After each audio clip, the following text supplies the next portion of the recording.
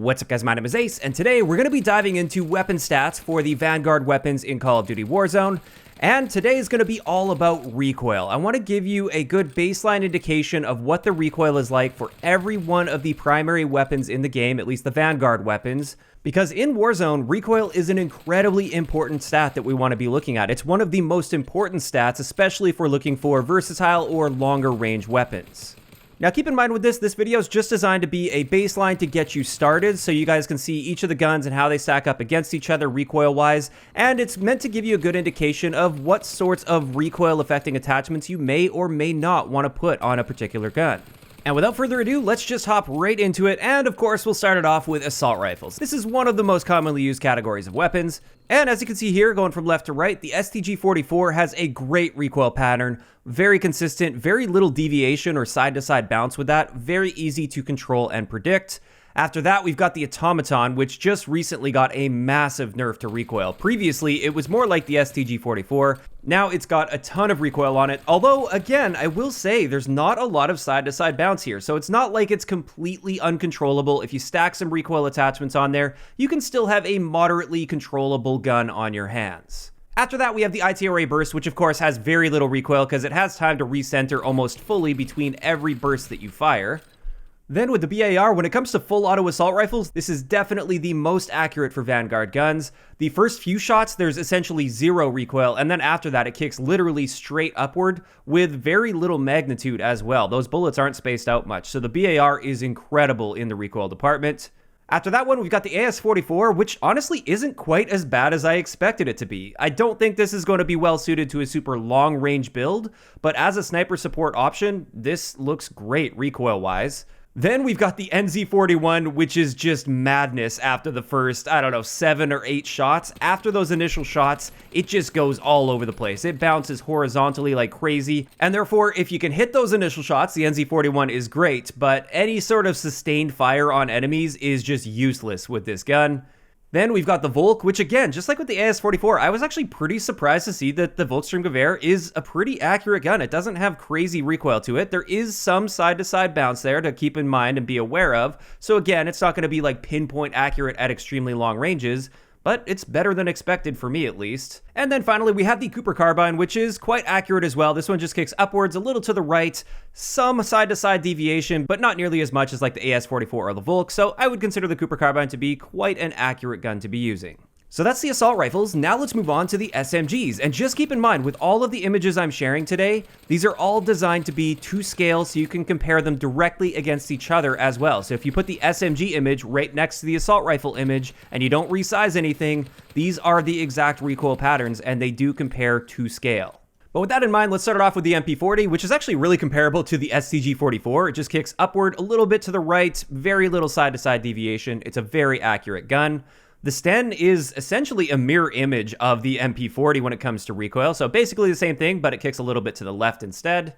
The M1928 Thompson has a decent amount of magnitude with its recoil, and it also has a noticeable amount of side-to-side bounce. It's also worth noting with this recoil plot, I only fired 30 rounds instead of a full 50-round drum, just so it gives a more accurate comparison with the other SMGs here. Then we have the Owen, which has a comparable amount of magnitude compared to the Thompson. However, there's very little side-to-side bounce, so it kicks basically straight upward.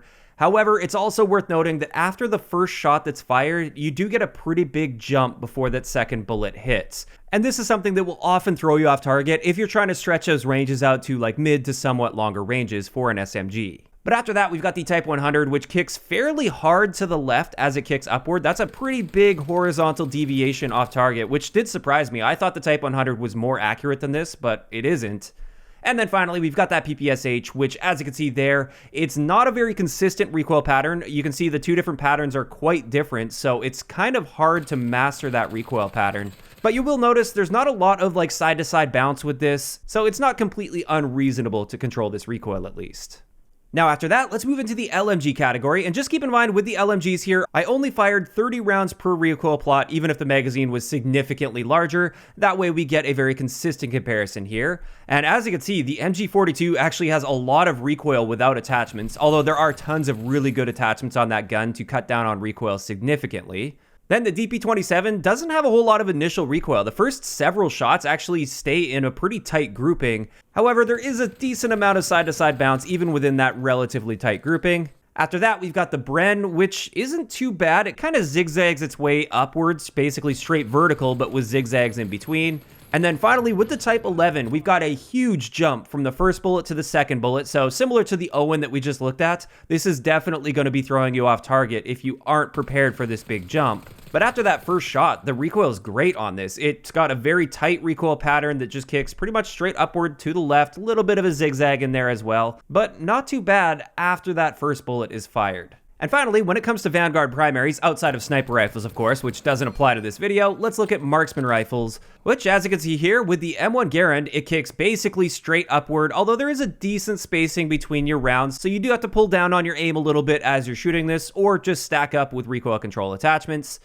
Then with the SVT-40, there is a lot of recoil on this between each shot that's fired. You can see a massive amount of recoil for those first 3 shots as it approaches its maximum magnitude, in which case it can no longer kick upwards and therefore it's all horizontal recoil from there. And then finally, with the Gewehr 43, this one is incredibly accurate, especially considering the fire rate potential on this. If you've got a really good trigger finger, you can definitely make this G43 go to work when it comes to recoil, fire rate, and damage all combined.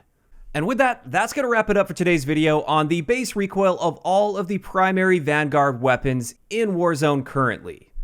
As for many of the other stats of the guns, particularly damage stats and time to kill stats, I'm still very hard at work. I'm doing the best I can collecting data with this, but it is incredibly time consuming and inefficient to be testing guns in the game's current state. So just bear with me. I know a lot of you guys were probably hoping for more by now, because we have had Warzone Pacific for a while now, and yet it's just painfully slow to be collecting all of this data. And then also it was discovered that private match data doesn't necessarily correlate to public match data, which means all of my testing is being done in public matches right now, and that makes things so much more difficult because everybody's trying to kill you while you're just trying to mind your own business and do your own testing. So I really hope you guys can appreciate the amount of time and effort that goes into just a video like this. Even though it might look basic on the surface, I'm doing my absolute best to get this data out to you in a timely manner. And with that, I want to get a gauge on what people are currently enjoying in Warzone when it comes to Vanguard weapons. Out of all of the Vanguard weapons that you've been using so far in Warzone, what is your current favorite, or what are your current favorites?